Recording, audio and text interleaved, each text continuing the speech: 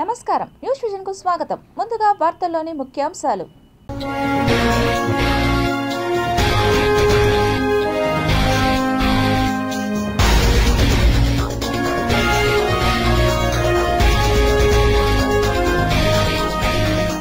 త్రిశూల్ ప్రాజెక్టుకు అతిపెద్ద ముస్లిం దేశం ప్లాన్, ఆసియాలో పెరుగుతున్న ఉద్రిక్తతలు. శ్రీనగర్లో అర్ధరాత్రి భారీ పేలుడు, 7 మృతి, 30 మందికి తీవ్ర గాయాలు. విశాఖలో సిఐఐ పార్ట్నర్షిప్ సమ్మిట్, ఏపీకి భారీ పెట్టుబడులు.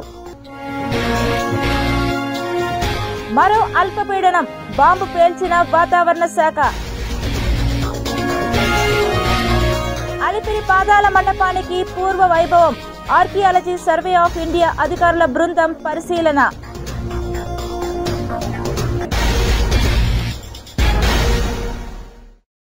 విశాఖ వేదికగా జరుగుతున్న కాన్ఫెడరేషన్ ఆఫ్ ఇండియన్ ఇండస్ట్రీస్ భాగస్వామ్య సదస్సును ఏపీ సర్కార్ ప్రతిష్టాత్మకంగా తీసుకుంది. రాష్ట్రానికి వీలైనన్ని ఎక్కువ పెట్టుబడులు తీసుకురావడమే లక్ష్యంగా ప్రభుత్వం ప్రణాళికలు రూపొందించింది. 2 రోజుల పాటు జరిగే ఈ సదస్సు కోసం విశాఖ సాగర తీరం ముస్తాబు అయ్యింది.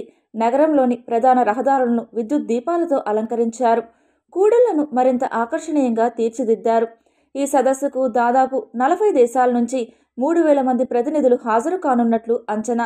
సదస్సులో భాగంగా 3 రోజుల పాటు చర్చలు, సమావేశాలతో ముఖ్యమంత్రి చంద్రబాబు బిజీగా గడపనున్నారు.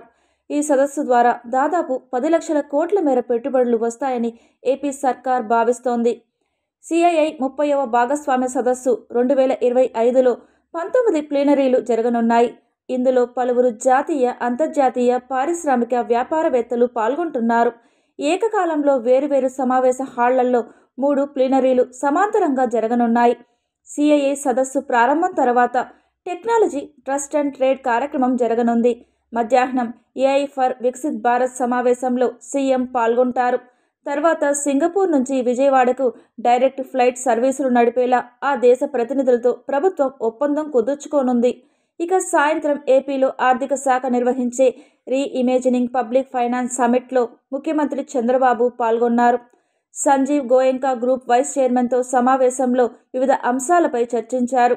అనంతరం వైజాగ్లో లులు గ్రూప్ నిర్మించే మాల్కు శంకుస్థాపన చేశారు. శనివారం ఉదయం జరగనున్న బ్లూంబర్గ్ మీడియా సమావేశానికి సీఎం చంద్రబాబు నాయుడు హాజరవుతారు. ఆ తర్వాత రేమండ్, శ్రీ సిటీ, ఇండోసోల్ ప్రాజెక్టులకు ముఖ్యమంత్రి శంకుస్థాపన చేయనున్నారు. జపాన్, కెనడా, న్యూజిలాండ్, బహ్రెయిన్ ప్రతినిధులతో జరిగే సమావేశంలో చంద్రబాబు పాల్గొంటారు. మధ్యాహ్నం తర్వాత వరల్డ్ ఎకనామిక్ ఫోరం నిర్వహించే సెంటర్ ఫర్ ఫ్రాంటియర్ టెక్నాలజీస్ను ముఖ్యమంత్రి ప్రారంభిస్తారు. ఆ తర్వాత ఇటీవల టెక్ దిగ్గజం గూగుల్ ప్రకటించిన డేటా సెంటర్కు శంకుస్థాపన చేయనున్నారు. 3వ రోజు సాయంత్రం అవగాహన ఒప్పందాల ప్రోగ్రాం ఉంటుంది. 20 lakh investment for the last 18 months. We are going to create 20 lakhs plus jobs within 3 years, 4 years time. Raymond is known for their brand, precision and also perfection. Even execution, they promised me by 27 they are going to complete all 3 projects. I am very happy. Your time is only 2 years. Now 0 date started. I am confident with your reputation you are going to complete it. Now with all these things, if you can see here, Rayalaseema is positioned with high-tech industries. నగరపాలక సంస్థ పరిధిలోని పరిసరాలను పరిశుభ్రంగా ఉంచుకోవడం ద్వారా ఎటువంటి రోగాల బారిన పడాల్సిన పరిస్థితి రాబోదని తిరుపతి మున్సిపల్ కమిషనర్ మౌర్య తెలిపారు. సో ఇవన్నీ ఉన్నాయా లేదా, మీకు వాటర్ సప్లై, టాయిలెట్స్ క్లీన్గా ఉందా లేదా, సో ఈ థీమ్ పైన ఈరోజు పెట్టడం జరిగింది. అందులో మీకు స్కూల్ పిల్లలకి వాష్, మన యునైటెడ్ నేషన్స్ వాష్ అనే ప్రోగ్రామ్ ఒకటి స్టార్ట్ చేసింది. సో వాష్ ప్రోగ్రాంలో శానిటేషన్, హైజీన్, వాటర్ అంటే మీకు క్వాలిటీ వాటర్, తాగునీరు కూడా క్వాలిటీగా ఉండాలి. ఏంటంటే వాటర్ తాగితే డయేరియా ఇవన్నీ వస్తాయి కాబట్టి మనము నీళ్ళు కాంచుకొని తాగాలి. అట్లాగే మనము శానిటేషన్ పరంగా మన ఇంట్లో కానీ స్కూల్లో కానీ నీట్గా పెట్టుకోవాలి. మనం ప్రతిరోజు స్నానం చేయాలి. హ్యాండ్ హ్యాండ్ వాష్ ఎట్లా చేయాలో కూడా మీకు ఇప్పుడు చూపిస్తారు. హ్యాండ్ వాష్ ప్రతిరోజు చేసుకోవాలి. సో ఈ తినేటప్పుడు కానీ మనం ఏమన్నా టచ్ చేసినా కానీ హ్యాండ్ వాష్ అనేవి చేసుకోవాలి. సో ఈ వాష్ క్యాంపెయిన్ అనేది కూడా ఈరోజు అన్ని స్కూల్స్లలో అవేర్నెస్ ఇవ్వడం జరుగుతుంది. అలాగే ప్రతి వార్డులో కూడా ఈ కమ్యూనిటీ పర్సనల్ హైజీన్ పైన health secretaries, sanitation secretaries and ward education సెక్రటరీస్ని ఇన్వాల్వ్ చేసి స్కూల్స్ వార్డులలో కూడా ఈ ప్రోగ్రామ్ కండక్ట్ చేయడం జరుగుతుంది. ఆ ప్రోగ్రామ్ బేస్డ్ మేము ఈరోజు వచ్చాము. దీనికి సంబంధించి అవార్డు, జాతీయ అవార్డులు వచ్చిన చరిత్ర మనం చేసాం. ఇప్పుడున్న కమిషనర్ గారు కానీ, గతంలో ఉన్న కమిషనర్లు కానీ అనేక విధాలుగా కూడా స్టాఫ్ మొత్తం కూడా పనిచేసి దేశ స్థాయిలో అవార్డులు సాధించినందుకు వాళ్ళందరూ కూడా ఈ సందర్భంగా కృతజ్ఞతలు తెలియజేయడమే కాకుండా ఈ ప్రాంతాన్ని కూడా అనేక విధాలుగా అభివృద్ధి చేయాలనే తలంపుతో ఒకసారి ఒక స్కీమ్ని కూడా తెచ్చి ముందు పెట్టడం జరిగింది. కానీ ఎందువల్ల అది ఆగిపోవడం, కొన్ని రాజకీయ కారణాలతో ఆగిపోవడం జరిగింది.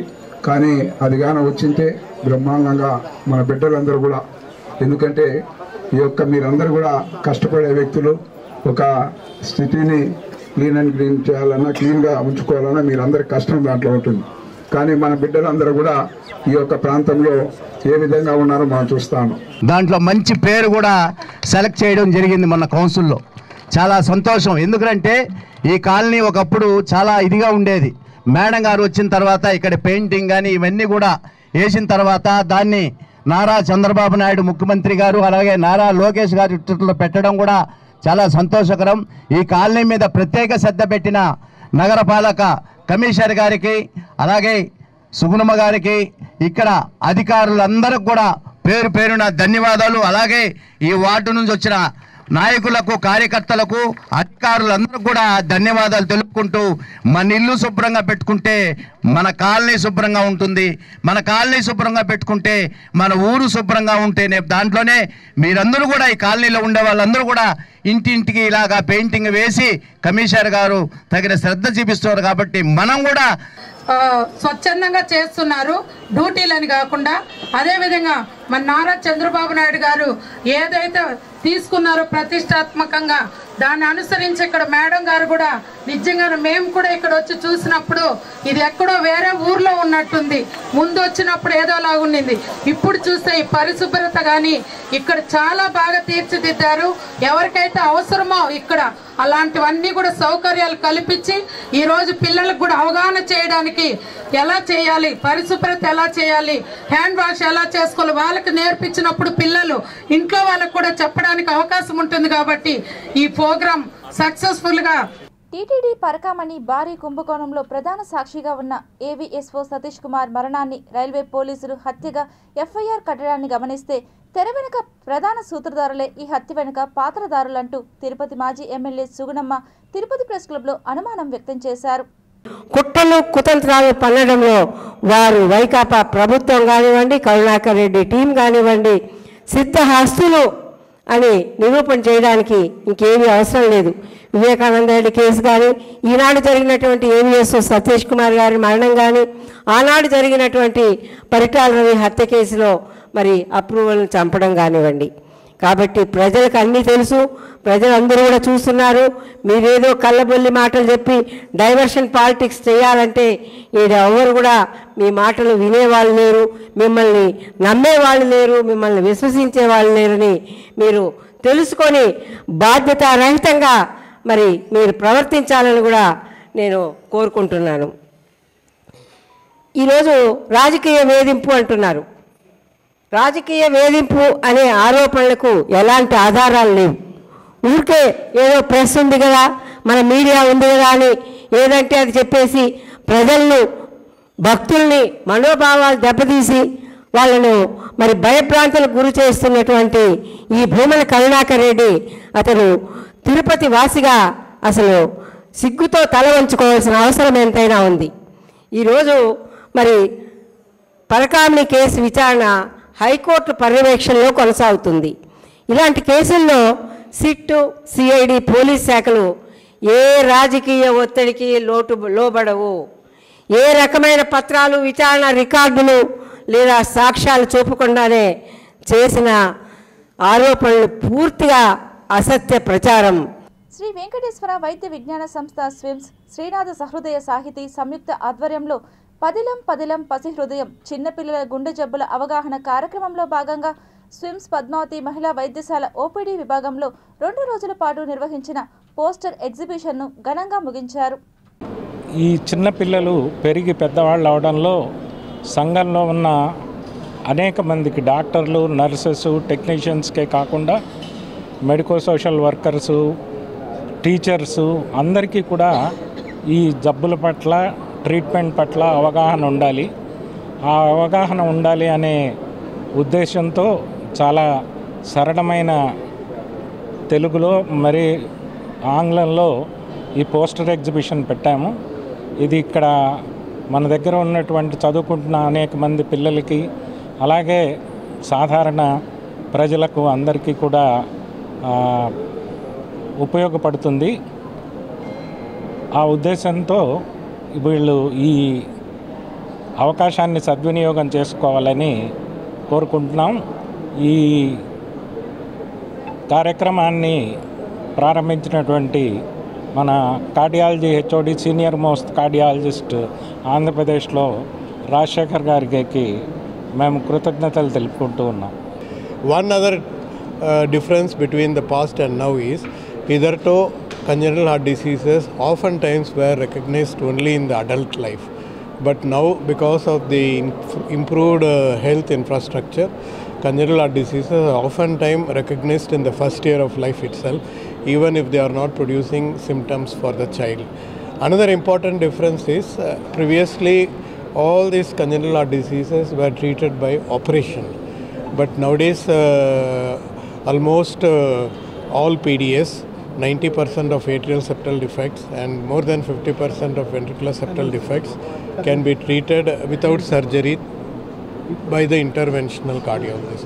So these are the changes which are occurring, and also dedicated team, cardiology and cardiac surgery team to treat congenital heart disease is now becoming increasingly available. For example, we have within our campus facilities to treat congenital heart diseases. నైరుతి బంగాళాఖాతం శ్రీలంక తీర ప్రాంతంలో అల్పపీడనం ఏర్పడిందని విపత్తుల నిర్వహణ సంస్థ MD Prakhar Jain తెలిపారు. ఉపరితల ఆవర్తనం సముద్ర మట్టానికి 5.8 కిలోమీటర్ల ఎత్తు వరకు విస్తరించి ఉందని, ఇది రాగల 24 గంటల్లో పశ్చిమ వాయువ్య దిశగా నెమ్మదిగా కదులుతుందని వెల్లడించారు. దక్షిణ కోస్తా తీరం వెంబడి గంటకు 35 నుంచి 55 కిలోమీటర్ల వేగంతో ఈదురుగాలులు వీస్తాయని ప్రజలు అప్రమత్తంగా ఉండాలన్నారు. సోమవారం వరకు మత్స్యకారులు సముద్రంలో వేటకు వెళ్లరాదని హెచ్చరించారు. సోమవారం 17-11-2025 నెల్లూరు, అన్నమయ్య, చిత్తూరు, తిరుపతి జిల్లాల్లో అక్కడక్కడ పిడుగులతో కూడిన మోస్తరు నుంచి భారీ వర్షాలు, ప్రకాశం, కడప జిల్లాల్లో అక్కడక్కడ తేలికపాటి నుంచి మోస్తరు వర్షాలు కురిసే అవకాశం ఉందన్నారు. మంగళవారం 18-11-2025 నెల్లూరు, తిరుపతి జిల్లాల్లో అక్కడక్కడ పిడుగులతో కూడిన మోస్తరు నుంచి భారీ వర్షాలు, ప్రకాశం, సత్యసాయి, కడప, అన్నమయ్య, చిత్తూరు జిల్లాల్లో అక్కడక్కడ తేలికపాటి నుంచి మోస్తరు వర్షాలు కురిసే అవకాశం ఉందన్నారు. నవంబర్ 21 నాటికి ఆగ్నేయ బంగాళాఖాతంలో మరో అల్పపీడనం ఏర్పడే అవకాశం ఉందని పేర్కొన్నారు. ప్రస్తుతం ఉన్న వాతావరణ సమాచారం ప్రకారం దీని ప్రభావంతో నవంబర్ 24 నుంచి 27 వరకు కోస్తా, రాయలసీమ జిల్లాల్లో అక్కడక్కడ మోస్తరు నుంచి భారీ వర్షాలు కురిసే అవకాశం ఉందని, రైతులు వ్యవసాయ పనుల్లో తగిన జాగ్రత్తలు తీసుకోవాలని ప్రఖర్ జైన్ సూచించారు. తిరుపతి లాంటి ఆధ్యాత్మిక క్షేత్రంలో నిర్వాహకుల నిర్లక్ష్యం, అధికారుల అలసత్వంతో గోమాతలు పలుచోట్ల ట్రాఫిక్కి అంతరాయం కలిగిస్తూ వాహనదారులను ఇబ్బందికి గురిచేస్తున్నాయి. తిరుపతి నగరపాలక సంస్థ పరిధిలో గోవులు విచ్చలవిడిగా కూడల్లో ఉంటూ అక్కడ వెళ్లేటువంటి వాహనదారులకు, పాదచారులకు ఇబ్బంది కలిగిస్తున్నాయి. అటుగా వెళుతున్న నగరపాలక సిబ్బంది, వెటర్నరీ డాక్టర్ చోద్యం చూస్తూ వెళ్తున్నారే గాని వాటిని గోశాలకు తరలించే ప్రయత్నం గాని లేదా ట్రాఫిక్ ఎటువంటి ఇబ్బంది కలగకుండా చూసేందుకు పోలీసులు సైతం నెమ్మకుండిపోవడం పట్ల పలువురు పెదవి విరుస్తున్నారు. రోడ్లపై గోవుల సంచారంతో ట్రాఫిక్కి ఇబ్బంది కలుగుతున్నా ట్రాఫిక్ పోలీసులు సైతం పట్టించుకోవడం లేదన్న విమర్శలు వినిపిస్తున్నాయి. నగరపాలక సంస్థ అధికారులు సైతం వీటిని నిర్బంధించి గోశాలలకు తరలించి నిర్వాహకులపైన అపరాధ రుసుం వెయ్యాలని, దీనితో కార్పొరేషన్కు మరింత ఆదాయం చేకూరడంతో పాటు గోవుల పెంపకందారులలో కూడా మార్పు వస్తుందని పలువురు అభిప్రాయపడుతున్నారు. తిరుపతిలో రోడ్ల మీద ఆవులు తీవ్రంగా ఎక్కడ పెడితే అక్కడ ఇబ్బంది పడుతున్నారు జనాలు. అవికి ఆహారం దొరకకుండా రోడ్ల మీద ఆవులు ఈ బండ్ల మీద వచ్చే వాళ్ళకి ఆ పండ్లు తిని ఇది అవుతూ ఉంది. ఇప్పుడు ప్రజానీకానికి ఇబ్బందికి కూడా గురవుతూ ఉంది. ఆ క్రమంలో కాకుండా అధికారులు స్పందించి ఎవరైతే గోవులు ఉన్నాయో వాళ్ళందరినీ ఇళ్ళ కాడ తీసుకెళ్ళి ఈ ఆవుల్ని వాళ్ళ ఇళ్ళ కాడ కట్టేసి ఫైన్లు వేయాల్సిందిగా కోరుతున్నాము. అదేవిధంగా ప్రజా సమస్యలపైన సాయంత్రం 6-7 గంటలకి ట్రాఫిక్ అంతరాయం కలుగుతుంది, అవన్నీ పరిష్కరించాల్సిందిగా కోరడమైనది. అలిపిరిలో కూలిపోయే స్థితిలో ఉన్న పాదాల మండపం ప్రాచీన వైభవం చెక్కు చెదరకుండా పునర్నిర్మాణానికి తొలి అడుగు పడింది. Archaeology survey of India ASI అధికారుల బృందం దీనిని పరిశీలించింది. ప్రత్యేక శ్రద్ధతో శాస్త్రీయ పద్ధతిలో అవే రాళ్లు స్తంభాలు వినియోగించి మండపాన్ని పునర్నిర్మించవచ్చని ASI డైరెక్టర్ మునురత్నం రెడ్డి ఆధ్వర్యంలోని బృందం అభిప్రాయపడింది. ఇందుకు 4 కోట్ల రూపాయలు వ్యయం కావచ్చని అంచనా వేశారు. పూణేకు చెందిన lord Venkateswara charitable and religious trust నిర్వాహకులు వెంకటేశ్వరరావు ఈ మొత్తం భరించేందుకు ముందుకు వచ్చారు.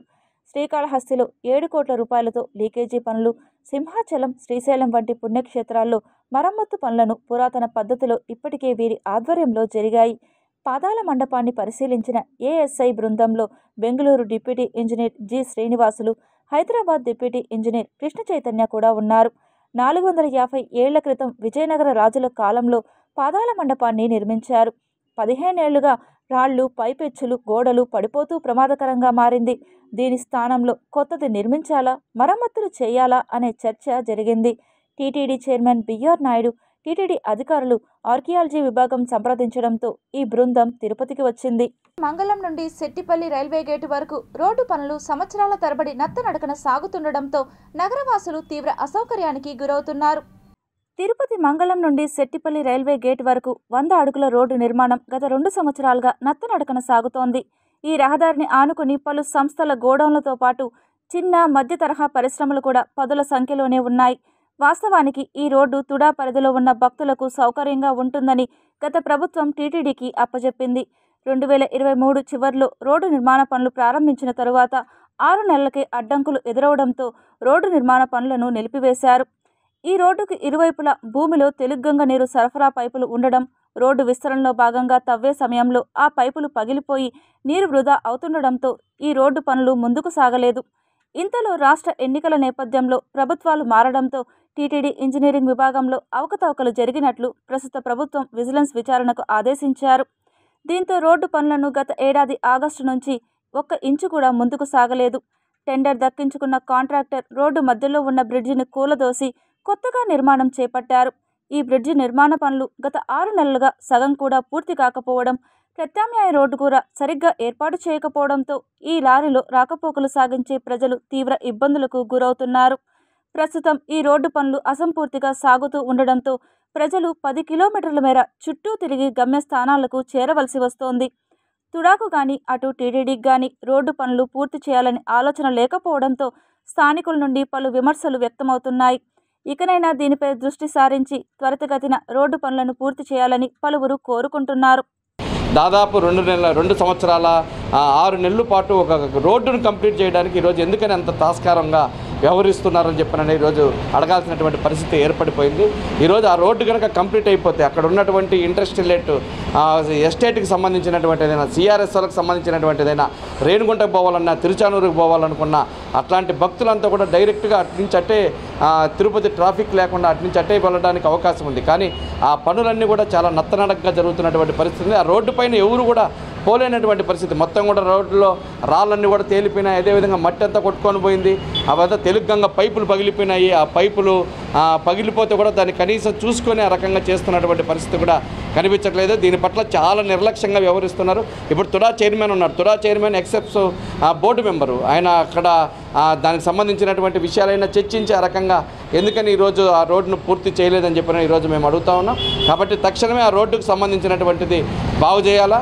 ఆ రోడ్డు సంబంధించినటువంటిది మొత్తం ప్రజానికానికి పోవాల్సినటువంటిది ఏదైతే పరిస్థితి ఉందో ఆ రకంగా దాన్ని రోడ్డును బాగు చేయాలని చెప్పని రాష్ట్రంలో కనుమరుగైన క్రీడలను గుర్తించి అభివృద్ధి చేయడంలో రాష్ట్ర ముఖ్యమంత్రి నారా చంద్రబాబు నాయుడు ఎప్పుడూ ముందుంటారని ఎంఆర్పల్లి సర్కిల్లోని స్నూకర్స్ క్లబ్లో ఛాంపియన్షిప్ ప్రారంభోత్సవం సందర్భంగా శాప్ చైర్మన్ రవినాయుడు కొనియాడారు.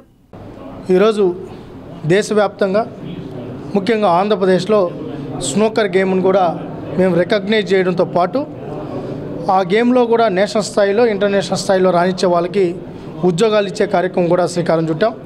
దాంతోపాటు ఇన్సెంటివ్ కూడా పెట్టడం జరుగుతుంది. వీళ్ళకు కూడా మేము మొన్నే గుంటూరులో రాష్ట్ర స్థాయి జరిగినప్పుడు అసోసియేషన్ వారికి ఒక విజ్ఞప్తి చేశాం. మీరు కూడా స్పోర్ట్స్ అథారిటీ దగ్గర రికగ్నైజ్ చేసుకోవాలని. ఏదైతే ఫెడరేషన్ గుర్తింపు ఉన్న అసోసియేషన్ మీరు కానీ గుర్తింపు చేసుకుంటే దీంట్లో కూడా ఇదొక క్రీడగా రాణించే పరిస్థితి ఉంది. ఈరోజు చాలా క్రీడల్ని ఒకప్పుడు మరుగుపడిపోయిన క్రీడలన్నింటిని కూడా మళ్ళీ యాక్టివేట్ చేశాం. దాదాపు 68 క్రీడల్ని ఈ రాష్ట్రం గుర్తించే కార్యక్రమం శ్రీకారం చుట్టాం. ఈరోజు రోలర్ గేమ్స్ని కూడా ప్రమోట్ చేస్తున్నాం. దాంట్లో భాగంగానే గతంలో బాగా రాణిస్తున్న దాని పరిధి ఏర్పడింది. దాన్ని మళ్ళీ విస్తృతపరచాలనే సంకల్పంతోనే ఈరోజు రాజేష్ గారు మరియు వాళ్ళ టీం ఏదైతే సభ్యులు ఉన్నారో ఆహ్వానం మేరకు ఇక్కడికి రావడం జరిగింది. బ్రహ్మాండంగా ఏర్పాట్లు చేయడం జరిగింది. ఈరోజు బాగా రాణించాలని విన్నర్స్కి రన్నర్స్కి ఎవరైతే గెలవబోతున్నారో మరియు పార్టిసిపేషన్ చేసిన ప్రతి ఒక్కరికి కూడా శుభాకాంక్షలు తెలియజేస్తున్నాం. స్వాతంత్ర సమరయోధుడు ఆదివాసీయుల ముక్తి కోసం బ్రిటిష్ వారితో పోరాడి అతి చిన్న వయసులో అసువులు బాసిన బిర్సా ముండా 150వ జయంతిని తిరుపతి భారతీయ జనతా పార్టీ కార్యాలయంలో జిల్లా అధ్యక్షులు సామంచి శ్రీనివాస్ ఆధ్వర్యంలో ఘనంగా నిర్వహించారు. దగ్గరలో ఉన్నటువంటి జర్మనీ పాశ్చాత్య పాఠశాలలో విద్యను అభ్యసించి పాశ్చాత్యుల యొక్క చరిత్రను తెలుసుకొని వారి యొక్క వలసవాదానికి, దోపిడీవాదానికి, అరాచకానికి, దౌర్జన్యానికి వెరసి వారు దోపిడీ అటవీ సంపదను, ఆదివాసీల యొక్క కళలను, ఆదివాసీల యొక్క సంస్కృతిని విధ్వంసం చేసి దాని పట్ల కన్నెర చేసి విల్లంబులు చేతబట్టి సాయుధ పోరాటానికి నాంది పలికినటువంటి యోధులు బిర్సా ముండా గారు. 1899లో వారు ముండా ముల్గులాన్ అనేటువంటి సాయుధ పోరాటాన్ని ప్రారంభించి 1900 సంవత్సరంలో జూన్ 9వ తారీఖు వారు ప్రాణాలు అర్పించడం జరిగింది. ఈ మధ్యలోనే బ్రిటిష్ వారు దొంగ దెబ్బ తీసి వారిని అరెస్టు చేసి జైల్లో ఉంచి అనేక చిత్రహింసలు పెట్టడం జరిగింది. స్వాతంత్ర పోరాట స్ఫూర్తితో భూమి కోసం, భుక్తి కోసం, విముక్తి కోసం పోరాటం చేసిన బిర్సా ముండా గారు ఏమాత్రం వెరవకుండా ప్రాణాలు సైతం అర్పించినటువంటి మహాయోధులు భగవాన్ బిర్సా ముండా గారి యొక్క జయంతిని మనం బాధ్యతగా నిర్వహించుకోవడము. తిరుమల శ్రీవారిని దర్శించుకున్న టీమిండియా ఉమెన్ క్రికెటర్ శ్రీచరణి శనివారం ఉదయం నైవేద్య విరామ సమయంలో ఇండియన్ ఉమెన్ క్రికెటర్ శ్రీచరణి కుటుంబ సభ్యులతో కలిసి స్వామివారిని దర్శించుకున్నారు. అనంతరం ఆలయ రంగనాయకుల మండపంలో వేద పండితులు వేద ఆశీర్వచనం చేయగా ఆలయ అధికారులు స్వామివారి తీర్థ ప్రసాదాలు అందజేశారు. దర్శనానంతరం ఆలయం వెలుపల ఆమె భక్తులతో సెల్ఫీలు దిగారు. అనంతరం ఆమె మీడియాతో మాట్లాడుతూ స్వామివారిని దర్శించుకోవడం చాలా ఆనందంగా ఉందని తెలిపారు. Women's team world cup win అవడంతో తన మొక్కును చెల్లించుకోవడానికి దర్శనానికి వచ్చినట్టు తెలిపారు. ప్రస్తుతం తాను డొమెస్టిక్ క్రికెట్ ఆడుతున్నట్టు చెప్పారు. మాకు చాలా చాలా చాలా సంతోషంగా ఉంది దర్శనం చేసుకున్నందుకు. దర్శనం చాలా బాగా అయింది. అంటే వరల్డ్ కప్ విన్ అయినందుకు ముందు నుంచే మాకు మొక్కు ఉండింది. అందుకే తిరుపతికి వచ్చి మేము దర్శనం చేసుకున్నాం. ఇప్పుడు ఇంకా అంటే టీం రాలేదు కానీ సార్ అదంతా తెలీదు. నేను డొమెస్టిక్ ఆడతాను అంతే సార్. హ్యాపీగా ఉంది. డబుల్ ఇంజన్ సర్కార్తోనే అభివృద్ధి సాధ్యమని బీహార్ ప్రజలు మరోసారి స్పష్టం చేసి ప్రధాని నరేంద్ర మోడీ నాయకత్వంలోనే ఎన్డీఏ కూటమిని మరోసారి గెలిపించారని రాష్ట్ర వన్యకుల క్షత్రియ డైరెక్టర్ జీపాలెం తేజోవతి బీజేపీ రేణిగుంట మండల అధ్యక్షులు ప్రేమ్ కుమార్ రెడ్డి అన్నారు. బీహార్ అసెంబ్లీ ఎన్నికల్లో భారతీయ జనతా పార్టీ కూటమి ఘన విజయం సాధించడంతో ఈ విజయాన్ని పురస్కరించుకొని శనివారం ఉదయం రేణిగుంట ఆర్టీసీ బస్టాండ్ ఆవరణలో బీజేపీ మండల అధ్యక్షులు ప్రేమ్ కుమార్ రెడ్డి ఆధ్వర్యంలో నాయకులు, కార్యకర్తలు పెద్ద ఎత్తున సంబరాలు చేసుకున్నారు. ఈ కార్యక్రమానికి ముఖ్య అతిథిగా రాష్ట్ర వన్యకుల క్షత్రియ డైరెక్టర్ జీపాల్యం తేజోవతి పాల్గొన్నారు. పార్టీ నాయకులు, కార్యకర్తలు టపాకాయలు కాల్చి ఒకరికొకరు స్వీట్లు పంచుకుంటూ విజయోత్సవాన్ని ఘనంగా జరుపుకున్నారు. ఈ సందర్భంగా వారు మాట్లాడుతూ బీహార్ విజయం దేశంలో అభివృద్ధి రాజకీయాలకు నిదర్శనం. పార్టీ కార్యకర్తల నాయకుల కృషి వల్ల ఈ విజయం సాధ్యమైందని అన్నారు. ఈ కార్యక్రమంలో పార్టీ నాయకులు చంద్రశేఖర్ రెడ్డి, నరేష్, ఆనంద్, మధుకర్ తదితరులు పాల్గొన్నారు. ప్రజలు ఈరోజు తలొగ్గలేదు. ప్రజలు వారి భవిష్యత్తు రేపటి తరాన్ని సుస్థిరపరచాలి అంటే నరేంద్ర మోదీ గారి నాయకత్వంలోని ఎన్డీఏ ప్రభుత్వం మాత్రమే సాధించి తీరుతుంది అని మరోసారి వారి తీర్పు ద్వారా బలంగా చాటి చెప్పారు. ఈ నిర్ణయాన్ని స్వాగతిస్తున్నాం. బీహార్ రాష్ట్ర ప్రజలకి ఈ సందర్భంగా ధన్యవాదాలు తెలియజేస్తున్నాం. అలాగే రాబోయే రోజుల్లో బీహార్ ప్రజలు మరింత దేశంతో పాటుగా అభివృద్ధి పయనంలో నడవడానికి ఇచ్చిన ఈ అవకాశాన్ని ఎన్డీఏ ప్రభుత్వం సంకల్పంగా తీసుకొని ముందుకెళ్తుందని ఈ సందర్భంగా తెలియజేస్తున్నాం. ప్రజలు ఇచ్చిన ఈ తీర్పు ఒకదానికే సంకేతం ఏంటంటే మాటల కన్నా పని ముఖ్యం, వాగ్దానాల కన్నా మార్పు ముఖ్యం, ఆకర్షణ కన్నా ఆశయాలు ముఖ్యం. కాబట్టి దేశమంతటా ఈ మార్పుని ప్రజలు చూస్తున్నారు. ఈ మార్పు పదిలంగా రాబోతుంది. 2047 నాటికి భారతదేశం విశ్వగురువు ఖచ్చితంగా కాబోతుంది. ప్రతి రాష్ట్రం ఇందులో భాగస్వామ్యం అవుతుందని సందర్భంగా తెలియజేస్తూ ఇంకొక అత్యంతమైనటువంటి ఘటన జరిగింది. ఇక్కడ మన బీహార్ ఎన్నికల్లో వెళ్ళే రోజు ఒకటే అనుకున్నారు, గవర్నమెంట్ వచ్చిద్దా లేదా అనేసి అందరూ కూడా ఆలోచనకి గురి కావడంతో ఈరోజు బీహార్లో కూడా మన ఎన్డీఏ కూటమి కైవసం చేసుకునింది. ఈరోజు నరేంద్ర మోడీ గారి ఆధ్వర్యంలో నరేంద్ర మోదీ గారు ఎక్కడ ఎన్నికలకు వెళ్ళినా, ఎక్కడ ఏం చేయాలన్నా కూడా ప్రపంచం మొత్తం కూడా మన భారతదేశం వైపు, నరేంద్ర మోడీ గారి వైపు చూస్తుంది. వార్తలు ముగించే ముందు ముఖ్యాంశాలు మరోసారి చూద్దాం.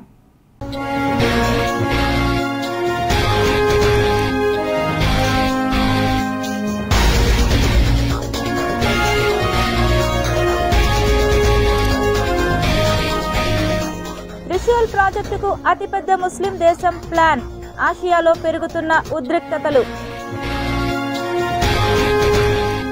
శ్రీనగర్లో అర్ధరాత్రి భారీ పేలుడు, 7 మృతి, 30 మందికి తీవ్ర గాయాలు.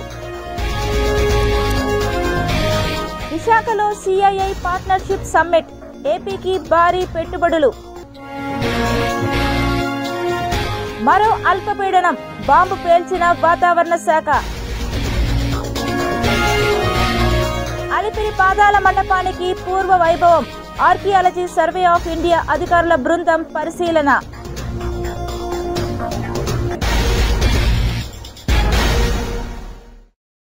ఈ వార్తలు ఇంతటితో సమాప్తం. సమగ్ర సమాచారంతో నిమిషంలో మళ్ళీ కలుద్దాం. అంతవరకు సెలవు. నమస్కారం.